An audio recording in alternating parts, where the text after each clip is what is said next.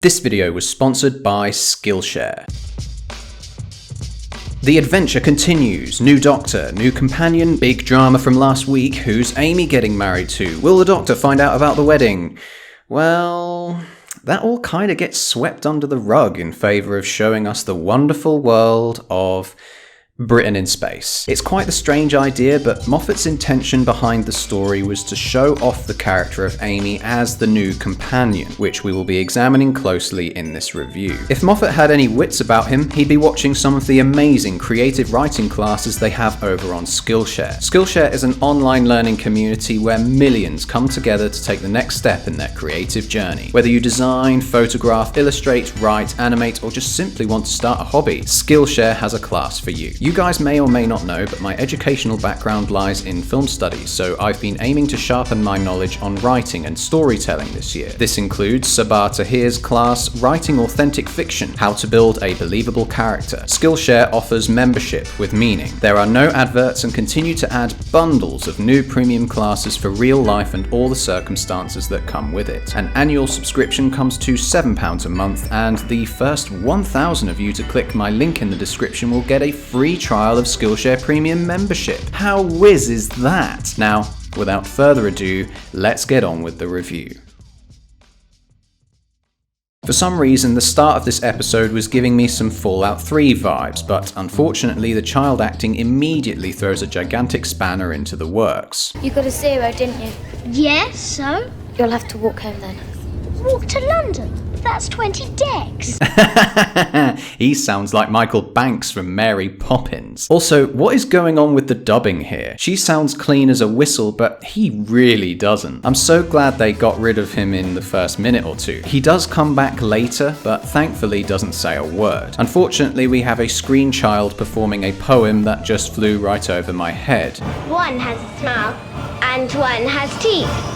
You're one to talk, dearie. I'll grant the episode one thing. The concept is certainly imaginary. I think it reflects a lot of the guilt we Brits have towards the barbaric and imperial aspects of our past. We seem to only sustain ourselves on the backs of those that aren't British. I'm happy with my life in England and its relative comforts, but there's also this aspect of forgetting the past that this episode plays on to great effect. We will choose to forget because British history is certainly not full of rainbows and sparkles. If we forget, we are doomed to repeat it. So the holding Amy's ankle in space thing was a bit weird, but I really liked Amy's comparison between observing history and wildlife documentaries. When the Doctor and companion arrived, I was getting memories of that episode The Long Game from 5 years earlier. Thankfully, we don't have an annoying sub-companion trotting along, but unfortunately it doesn't quite look as good. They even have lifts and a man in a high tower watching over everything. Wait, hang on, isn't that the Demon Headmaster? Holy smokes, that takes me back. I even had the books and everything. The Doctor then started this irritating babbling thing that makes him out to be the expert of deduction. Little surprise here, given that the first series of Sherlock was being produced at the same time. Moffat really must have had his hands full at this point. Which means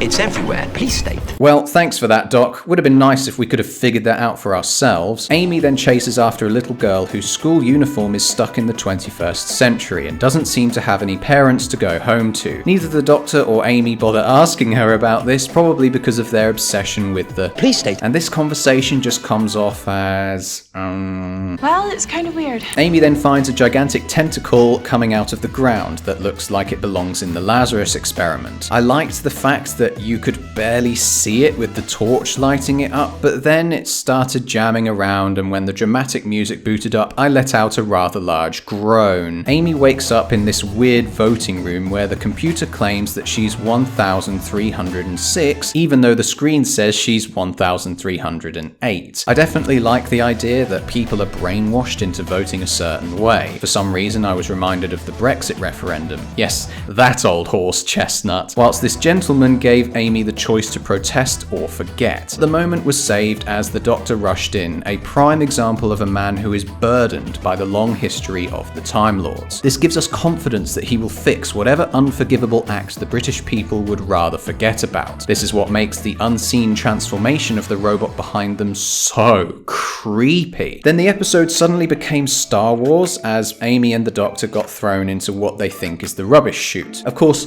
this is the rubbish chute, but it goes directly into the mouth of the beast. I loved the bit that had me beaming, but unfortunately you can see the studio lights in the background and suddenly it didn't seem so much like a mouth after all. It was even weirder that they were stuck in the same place the whole time and didn't see the gigantic teeth in front of them. I mean, I love the concept, it's super weird, but the production is pretty lackluster. I'm also a bit confused how these people ended up in another tunnel. I could be wrong, but I was under the impression the beast was vomiting. Aren't they going to just be floating in space right now? Suddenly the masked men started to move, and that was pretty great, but then all of a sudden everybody, including that bloody child, were back together again. I know she gave him a gizmo, and I really don't mind Liz saving the day, it's just that everything on the ship seemed to be far too well connected. The location is so large that it's hard to get your head around the geography. Given the considerable length of the 11th hour, this episode is comparatively short and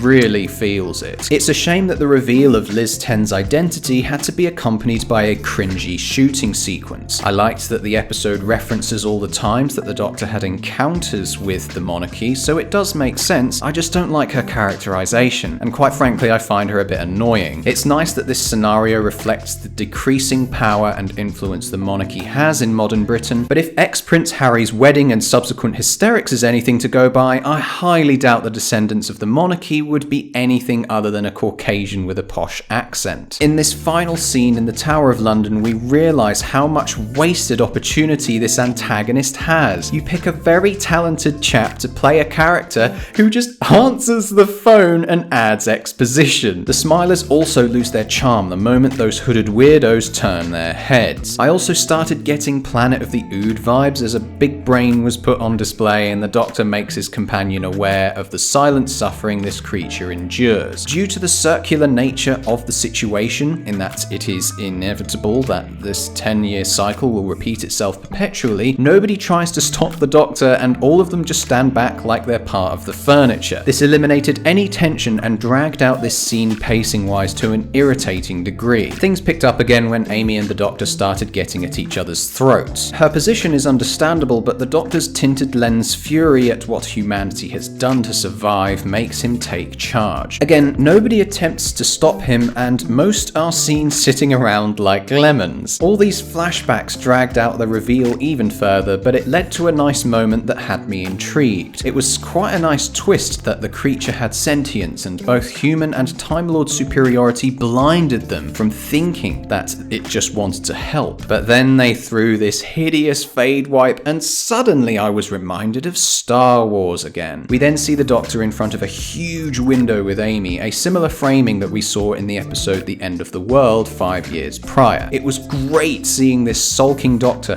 who actually got it wrong for once. I liked the ending twist that Winston Churchill of all people wanted the Doctor to save the day from the Daleks, definitely hyping up the next episode, but the epilogue CGI shot felt really out of place. And that gigantic crack in the wall, like, are you kidding me? I can't imagine an episode of the Davies era suddenly turning around at the end of it, just showing us an image of Bad Wolf. I thought the whole point of those arcs was to make them subtle. Nah, just throw it in our faces.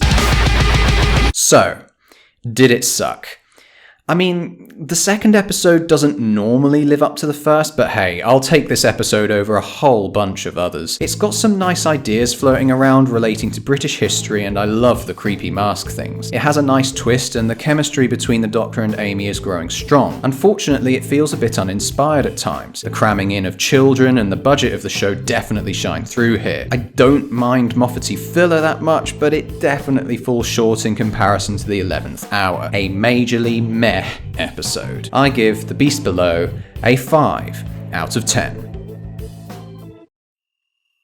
Thanks for watching. Victory of the Daleks review will be a Patreon exclusive video, so sign up today for as little as £1 per month so you don't miss a single review. What do you think of this episode? Comment below your thoughts or join us for a chinwag on my Discord server, where we'll continue this discussion.